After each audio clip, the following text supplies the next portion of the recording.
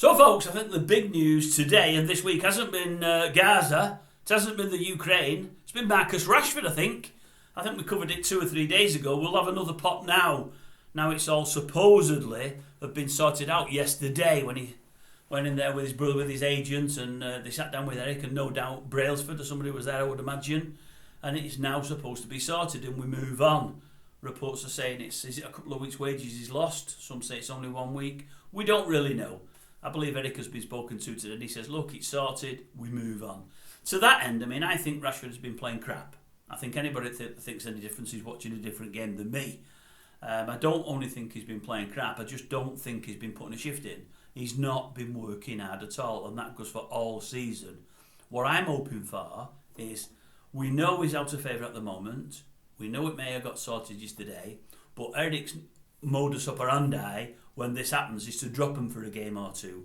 I hope if it got sorted out yesterday and he's found him, we do move on, but we pick him tomorrow. Pick him, get him on from the start. He owes us one. He owes his teammates one. He owes the club one. He owes the fans one. Maybe he just might shine. Maybe he thinks, wait a minute, I let everybody down last week. My back's against the wall, I've got to perform. And if I was ERIK, I'd put my arm around him and say, Marcus, we don't just want you to play well. I want you to work hard. I want you to run your socks off. I want you to come off that field absolutely knackered, man. And I mean knackered. So these fans in the stands there can see that you put a real shift in. We get that kind of commitment off Rashford tomorrow, he'll have a great game. Simple as that. I would play him. I would bring him back in. I heard something on the radio today. Somebody saying it's very different to Sancho. They're saying he was a mate of Sancho's, and and I do get that. But Sancho could never say he was sorry, and Sancho really wasn't doing it. He'd not done it for us from day one. He hadn't. And his timekeeping was bad, I believe, with regularity. And I believe he was also abusing members of staff there. Well, Rashford has done none of that. The thing is with Marcus is it his second time now he's missed training after being out on the lash. Yes, it's bad. The worst thing about it isn't the fact that he's been out and had a drink, is the reports that he was out for, was it 12 hours and on the tequilas and whatever else. Well, a day or two before a match, that's a no-no. That's a real no-no. I was thinking as I'm driving on the other day when I made this, I'm thinking, well, Bestie did all that, but I'm thinking to myself, well, Bestie did all that, but Bestie was an alcoholic. Bestie had problems.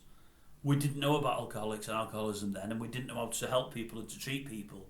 Bestie was just on a short fuse and was always going to burn out, which is what he did.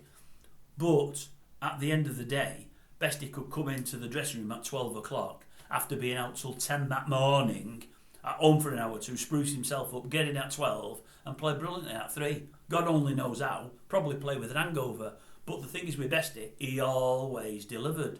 Not only did he always play brilliantly, but he always put in a shift. He got kicked from pillar to post and he never stopped working. Totally the opposite to Marcus. And that's where Marcus lets himself down. If he could play bladdered, if he could run through the pain barrier and work his socks off, which he's not doing when he's not had a drink. So you're not expecting him to do it after the night on the lash, are you? No, of course you're not. That's where Marcus is going wrong. Bestie, even drunk, delivered. Marcus, drunk, threw a sickie, didn't want to play. Can't have it. Can't have it at all. So anyway, if it were me, he would start tomorrow's game. He'd start on the wing and he'd be told, work harder, run your socks off, get some early ball into Rasmus. Start giving Rasmus a chance. Come on, help the team. Let's see what we can do tomorrow v Wolves. That's what I'd be saying. I'm sure Ten Hag will probably drop him, but I wouldn't.